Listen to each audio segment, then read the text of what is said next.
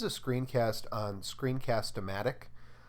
This is an online screencasting tool that makes it really easy to record your screen, post it online, and share it within our LMS, P-Learning.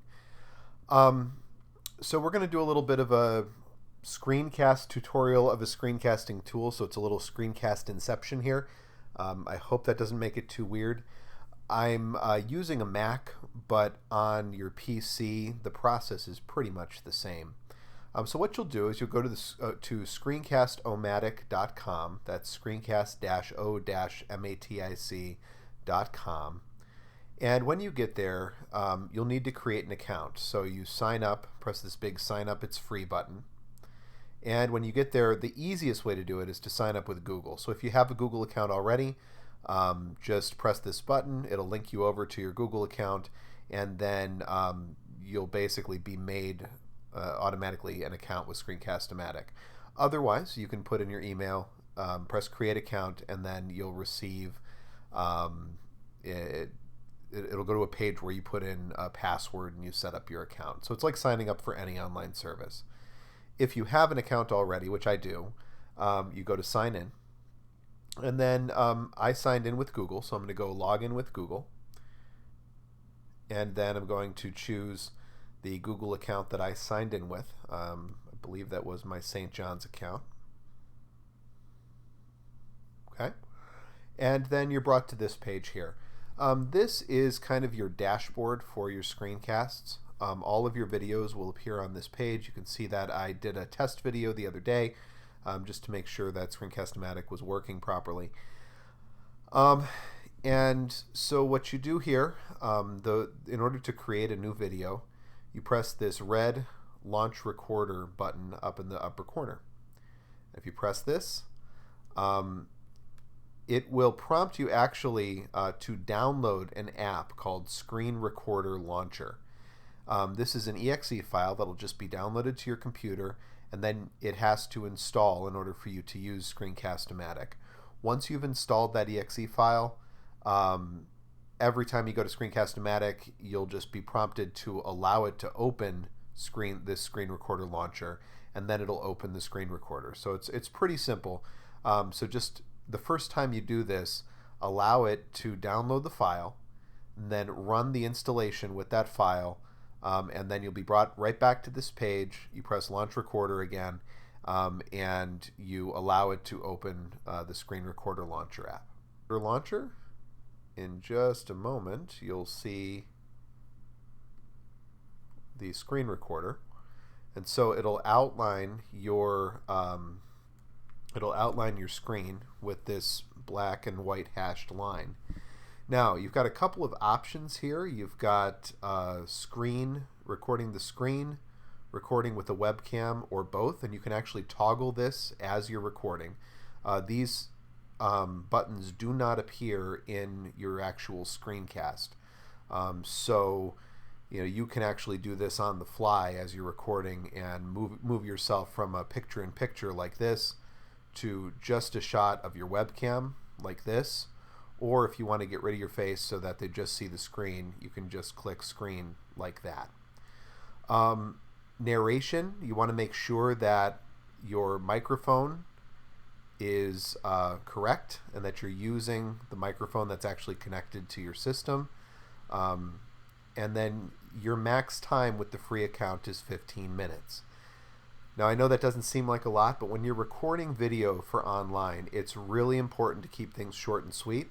So a 15-minute video is perfect for what we're trying to do. There are other preferences that you can get into. These give you some hotkeys that you can press as you're doing your recording. But you play around with these at your leisure there. Okay, so you can extend the frame by clicking in the corners and just bringing them up to encompass the part of your screen that you want to record. And then you just navigate on your screen to what you want to record. So in this case, I'm going to navigate to my Google Drive. And I'm going to open up my PowerPoint for the day.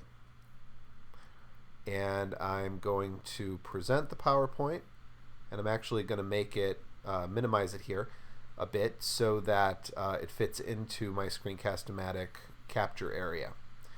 Alright, so now I'm ready to record. I just press the record button right here. It's this red button here on the left, and then I record. It'll count down, 3, 2, 1, 0, go, and then I can record my lesson. And so I can advance through my PowerPoint. It will not play audio from your computer unless you buy the upgraded version. So you don't want to play videos while you're recording. You just want to record your particular notes for your students. At any time, if you want to, let's see here, if you want to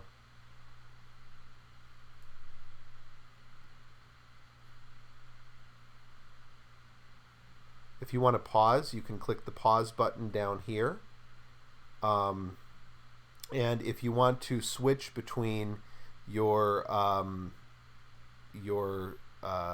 screencast and the cast that has your picture or your webcam, you can use the hotkeys that you set up before we did this, before you started your recording. So when you finish your recording, you press done. And you can do a little bit of editing in the video editor if you want to, but that requires an upgrade.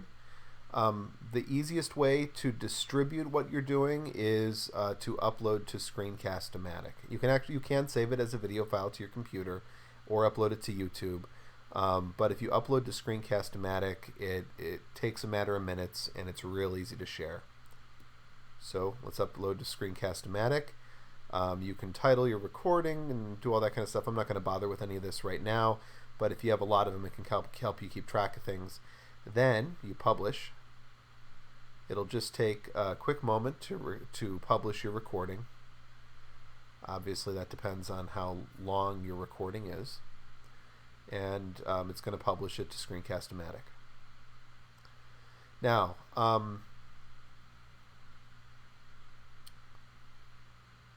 when I go back to Screencast-o-matic, actually when it's finished publishing, I can either upload it or copy a link here. If I open the upload, it takes me back to the Screencast-o-matic page, and it shows me my video uploaded to Screencast-o-matic. So here, I can play it. Go, and then I can record my lesson. So I can advance through my PowerPoint. Okay, so there's my recording. Now, in order to share this thing, you can go back to the tab for My Videos, and when you go to My Videos, you'll see your recording here under My Videos. And if you click this button here that looks like a chain link, you get a direct link to your screencast video, and you can post that into P-Learning. But my favorite way to share it is actually to use the embed code.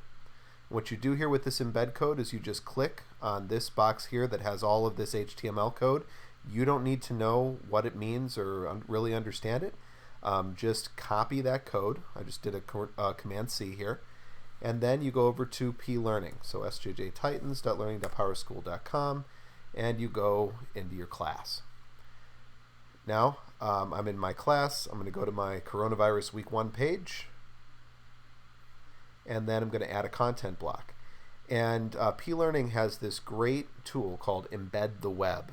So if you click on this here, it'll bring up a box in a minute that allows you to paste that embed code. So if you have the embed code, you paste the code here, and you press Next. And then you give it a title. I'm going to call this Screencast 1. You'll probably be more creative than I am with your titles. And then you press Save. And now your screencast will actually appear embedded into your P-Learning page. And when your students are in P-Learning, they can click on the play button here, And they can play your video. And then I can record my lesson. So I can advance through my PowerPoint. It will not play. You can embed this video into anything that allows embedding, but that's the easiest way to get your video into P-Learning. So you can do this. Screencast-o-matic will grab anything that's within its box on your screen. So if you open up a PowerPoint, you can go through your PowerPoint. You can lecture over your PowerPoint if you want to with Screencast-o-matic open there. Now again, you have a 15-minute limit unless you get the paid version of Screencast-o-matic. We do not have a school account for it right now, although I believe there's talk of getting one. But really, when you're making these screencasts, it's probably a good idea to keep your videos as short as you can anyway. So I hope this helped. I'm going to make another video here on how to use Zoom.